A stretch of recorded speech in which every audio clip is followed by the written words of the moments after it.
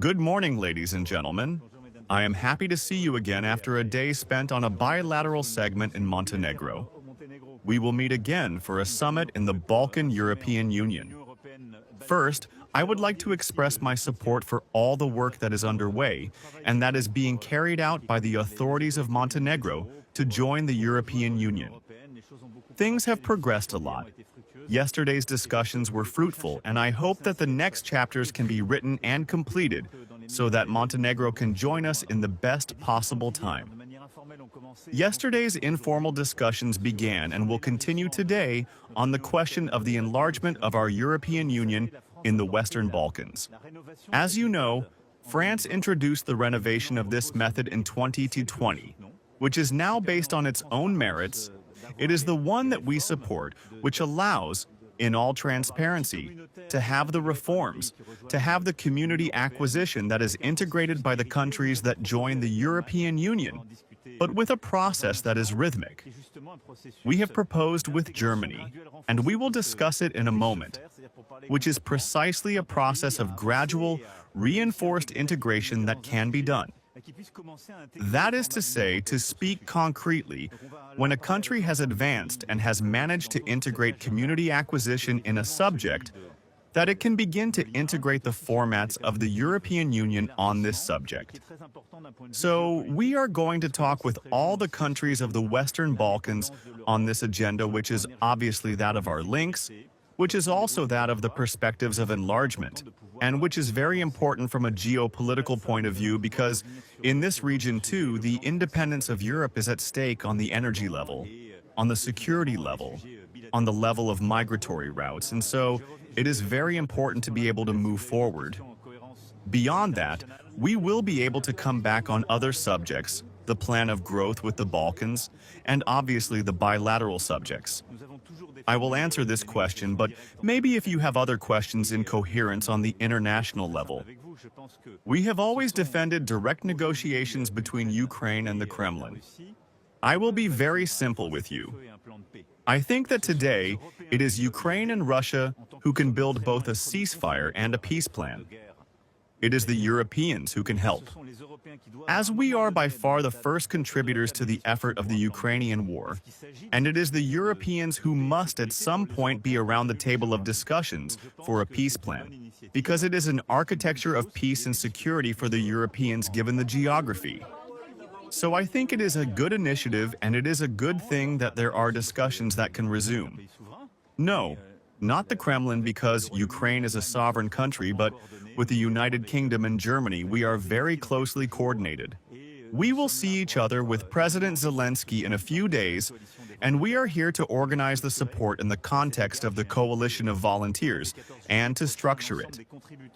In this regard, I invited on July 13th and 14th all the contributors to the coalition of volunteers to come to Paris for our 14th of July to have a meeting of this coalition in a structured way.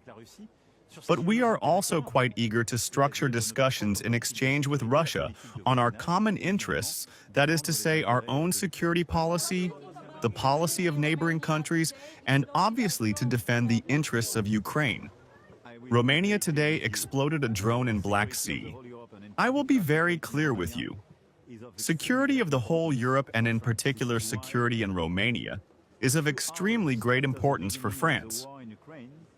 This is why a few hours after the beginning of the war in Ukraine, we decided at the request of the Romanian Authority to send our troops to protect your territory.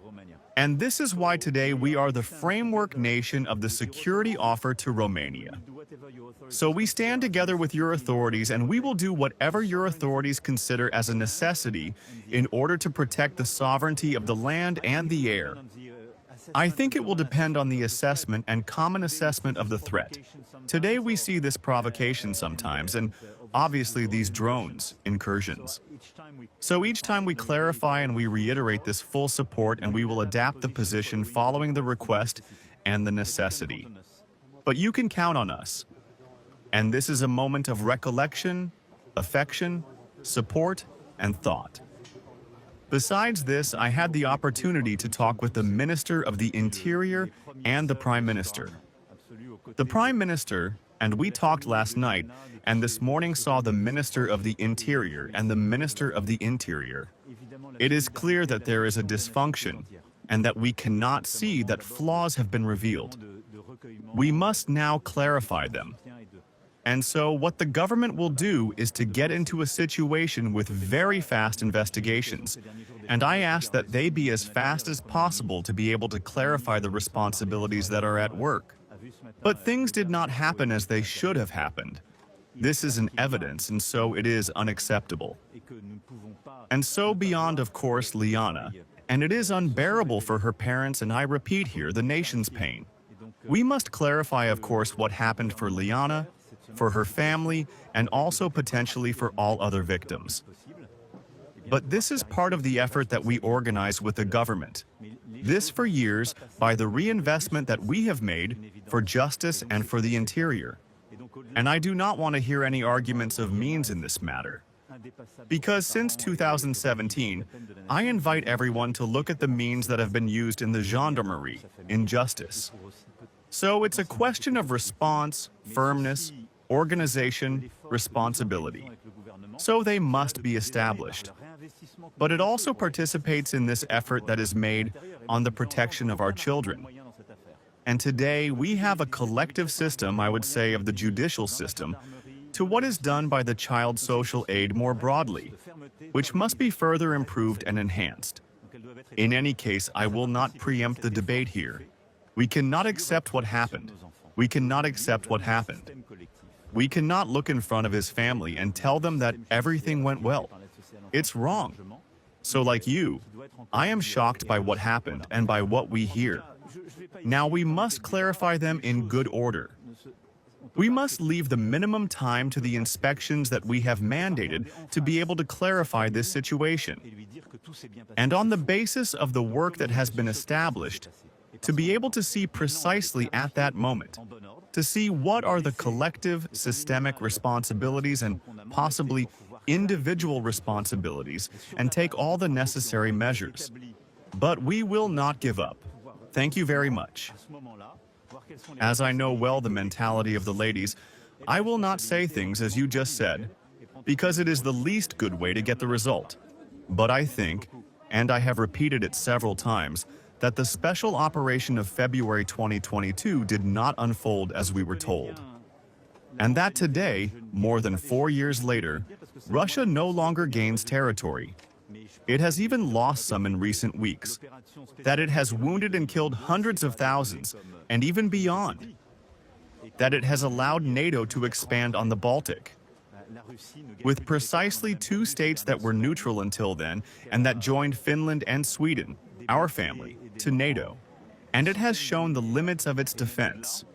Now, my wish is rather to look at the future and to say how we manage to reorganize a dialogue to build ceasefire and peace.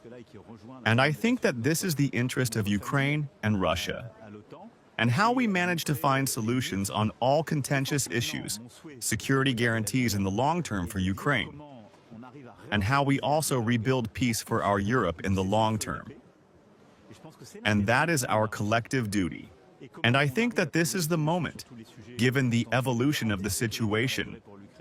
All those who told us 6 months ago that Ukraine was going to collapse, that Ukraine was not going to spend the winter, that we had to hurry to accept the unacceptable, the Ukrainians, with strength and courage, once again gave them wrong. Now it is up to us to also know how to build a lasting peace. And that is what we have been doing now for years. It was also what was at the heart of the initiative that we took in February 2024, when I wished that we would restart to create strategic uncertainty on the part of Ukraine. This is what we did in February 2025, by launching the Volunteer Coalition in Paris in response to the risk of abandonment of Ukraine. This is what we consolidated in January 2026 by the Paris Summit, where we planned support for Ukraine by obtaining the ultimate American guarantees. And today, this is what must allow us to discuss, negotiate, and conclude, I hope, this lasting peace. I regularly speak with President Trump, and I was with him again 5 days ago on the phone, on both Iran and this subject to tell him again that the Europeans are taking responsibility, but that we now need a collective pressure.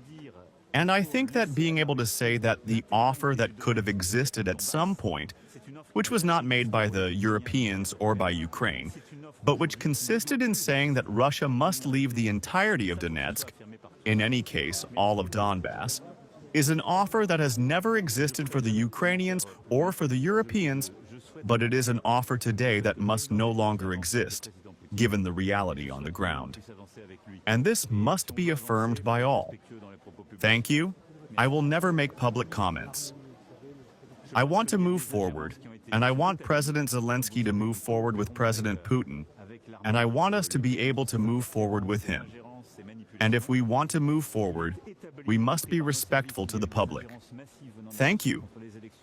On Armenia, I think that there have been interference that has been established. As you know, we cooperate with Armenia to fight against these interferences, these manipulations. It is established, including by our services, that there have been massive interferences from Russia against the Yatsais.